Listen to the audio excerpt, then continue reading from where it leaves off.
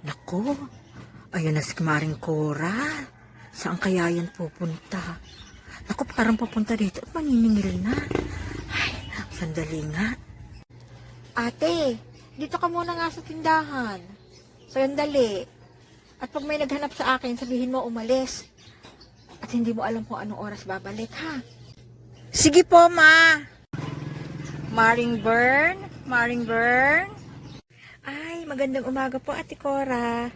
Ano po ang atin? Asan ang mama mo, Neng? Umalis po si mama eh.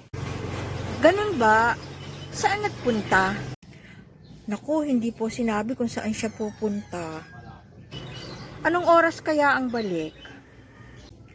Di din po sinabi kung anong oras po siya babalik. Pinagtataguan na ata ako ng mama mo eh. Bakit naman po kayo pagtataguan ni mama?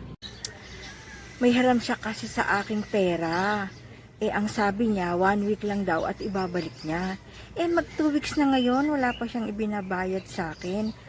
Emergency lang daw. Sabihin mo naman sa mama mo, Ning, ihanda yung pambayad sa akin. Kailangan ko na kasi.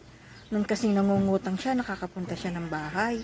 Bakit ngayong magbabayad na, eh hindi ko na makita.